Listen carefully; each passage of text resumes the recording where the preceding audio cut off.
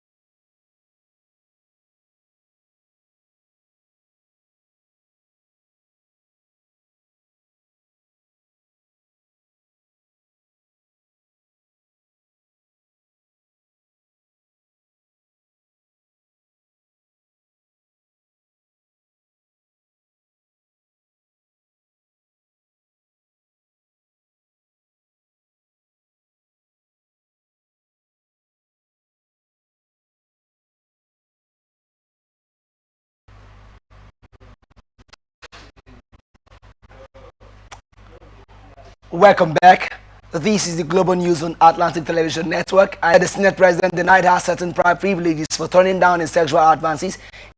even in the presence of her husband, and wondered why Akpabio was obstructing every opportunity for impartial Senate inquiry into the sexual harassment allegations against him. The ex-minister Obi Ezekwesili, Natasha Akpabio is never working alone on this case until justice is served. Federal government has advocated for internationally harmonized laws on cyber-enabled organized immigration crimes to curb them in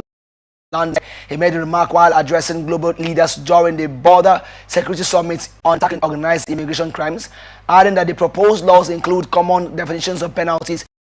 for online human trafficking and migrants, as well as exponential agreements on cyber criminals operating across multiple jurisdictions, and the assessment of laws to dismantle financial links that fuel illegal migration. He said there was need for technology companies to enforce stricter regulations to prevent their platforms from becoming recruitment hubs for human trafficking migrants, adding that organized criminal networks have weaponized digital platforms to facilitate irregular migration, human trafficking, and other forms of transnational crime. The minister also said no country was immune to the threats posed by online criminal recruitment, as the borderless nature of digital crime requires a coordinated international response, adding that under the leadership of President Bola Tinubu, Nigeria has taken decisive actions to curb online criminal activities leading to migration and organized crime. He further said Nigeria recognizes the growing interconnection between survival-included crime and global migration threats, requiring a proactive, intelligence-driven, and collaborative approach, advanced cyber tools to detect, disrupt, and dismantle networks. He expressed assurance that the Cybercrime Prevention Act, alongside the Trafficking in Persons Prohibition, Enforcement, and Registration Act, provides a strong legal foundation to prosecute those exploiting digital platforms for illicit migration schemes, as well as expanding public awareness campaigns to educate citizens, especially young people, on the dangers of online recruitment into irregular migration and trafficking, encountering digital exploitation. And now on transparency initiative in Nigeria. This is coming after in 2024, the Nigerian Upstream Petroleum Regulatory Commission gave regulatory approval to IOCs that sought to request to hand over its assets to local investors, adding that the oil and gas divestments were reshaping Nigeria's industry, hence the need to ensure that the divestments are adhered to due process. He said NATI would strengthen collaborations with the Nigerian Upstream Petroleum Regulatory Commission and the Nigerian National Petroleum Company Limited to ensure full disclosure of the financial, social, and environmental aspects of divestment, and also recognizes the urgent need for transparency in these transactions to protect national interests, host communities, and revenue flows. He also said the aim is to achieve and expand industry reports to strengthen collaboration with NUPROC and NNPC Limited to ensure full disclosure of financial, social, and environmental aspects of divestment, as well as intensify collaboration with NNPC Limited and other government agencies to disclose forward sales data which impacts government revenues and fiscal stability. A collaboration with regulatory bodies such as NUPROC and the Ministry of Environment to ensure transparency and enforce accountability for clean-up costs and remediation efforts, and express concern that some of the divestments might not have been properly addressed environmental issues raised by oil-producing communities. Market indications say the naira for crude policy of the federal government may continue, and all parties involved in the deal will reconvene soon. The first phase of the 6-month deal involving the federal government, Nigerian National Petroleum Company Limited, and Dangote Petroleum Refinery ended March 31, 2025, and has not been renewed, while the Dangote Refinery has since stopped selling refined petroleum products in naira due to the non-renewal of the naira for crude deal. This means the plants reported about 140,000 barrels of crude oil per day and a total of 12.6 million barrels in 3 months. And commenting on the naira for crude policy, a senior government official familiar with the workings of the committee responsible for the deal told one of our correspondents that the government has not ruled out the policy. This is coming after on October 1, 2024, the government commenced the sales of crude oil in naira to Dangote Refinery to improve supply, save the country millions of dollars in petroleum products imports, and ultimately reduce the pump prices of fuel, while the Dangote Refinery had received 48 million barrels of crude oil in naira under the deal. It also said a total of 84 million barrels of crude oil had been supplied to the refinery since its commenced operations in 2023. NNPC's Chief Corporate Communications Officer, Olufemi Shonaye, in a statement said the initial deal was for 6 months and that discussions for the renewal of the agreements were currently ongoing with the aim of establishing a new contract. Nigeria Sovereign Investment Authority says its audited financial results for the 2024 financial year has a growth in net assets despite global economic challenges. A statement is signed by NSIA's head of corporate communications, Joyce Onyegbula, said its net assets nearly doubled, increasing by 96% to 4.35 trillion naira as of December 2024, compared to 2.22 trillion naira in December 2023, and the rise highlights the authority's successful investment strategy, driven by a diversified revenue base and robust risk management practices. According to the statement, NSIA maintained profitability for the 12th consecutive year, resulting in cumulative retained earnings of 3.74 trillion naira at the end of 2024, stressing that the authority's performance in 2024 was bolstered by its well-diversified investment portfolio, infrastructure assets, gains from foreign exchange movements, and derivative valuations. The statement also said the total comprehensive income, including share of profits from associates and joint venture entities, reached 1.89 trillion naira in 2024, representing a 59% increase from 1.18 trillion naira in 2023, excluding foreign exchange and derivative valuation gains, surged by 148% to 7.9 billion naira in 2024 from 164.7 billion naira in the previous year. The improved financial performance was underpinned by strong returns on financial assets measured at fair value through profit and loss, including collateralized securities, private equity, hedge funds, and exchange-traded funds. Central Bank of Nigeria has disclosed that Nigerians secured personal loans amounting to 470 billion naira from banks in the last 3 months of 2024. The Apex Bank reviewed this in its fourth quarter 2024 economic report, and the report indicated that consumer credit outstanding rose by 11.06% to 4.72 trillion naira at the end of December 2024, up from 4.25 trillion naira recorded at the end of September 2024. This significant increase reflects a growing reliance on personal loans amid prevailing economic conditions, while personal loans increased by 21.27% to 3.82 trillion naira compared to 3.15 trillion naira recorded at the end of the preceding quarter, and the surge in personal loans accounted for the bulk of the consumer credit growth within the period. However, while personal loans saw a significant increase, retail loans fell by 18.18% to 0.90 trillion naira from 1.10 trillion naira at the end of September 2024, while the decline highlights a shift in borrowing patterns, with more individuals opting for personal loans instead of retail credit. The CBN report also reviewed that personal loans constituted the dominant share of the consumer credit portfolio, accounting for 80.98%, while retail loans made up the remaining balance, adding that personal loans have remained the preferred form of consumer credit among Nigerians as individuals increasingly turn to bank loans to meet their financial needs. To curb persistent inflationary pressures, the CBN's Monetary Policy Committee implemented several rate hikes throughout 2024, raising the monetary policy rate by a total of 875 basis points to 27.50%, while commercial banks adjusted lending rates to reflect the higher MPR, making personal loans more expensive for individuals. And now to international tidbits. Kenya's President William Ruto's $150,000 kind donation to a Nairobi church has fueled criticisms over the charity gift, describing it as enabler and fueling corruption in the society. Ruto's pledge of 20 million shillings to the Jesus Winner Ministry Church led to protesters gathering there a week later, demanding the return of what they called stolen tax money, only to be tear-gassed by police. Tax donations and fundraisers are a long-standing tradition in Kenya, and politicians often use pulpits to reach the masses in the predominantly Christian country, and the practice has become increasingly divisive since mass protests broke out last June against tax hikes, corruption, and police brutality. The Catholic Church of Kenya rejected a donation from Ruto after Mwagodu shared preachers' contact details online and organized a barrage of complaints, adding that critics accuse the government of illegally diverting public funds to churches to win voters and fear the donations could be used for money laundering. Democratic Party has sued the Trump administration election, has long questioned the integrity of the U.S. electoral system. He has repeatedly and baselessly amplified conspiracy theories about massive election fraud in the United States, particularly involving absentee voting.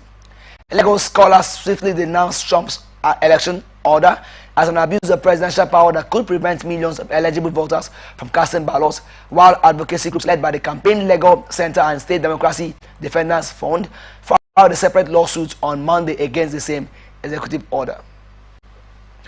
Former Australian Prime Minister Malcolm Turnbull is urging the nation's political leaders to contest a general election next month to stand up against the U.S. president.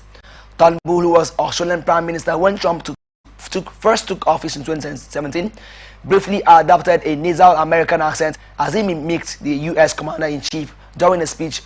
urging political hopefuls contesting Australia's May 3 general not to be scared of angering Trump.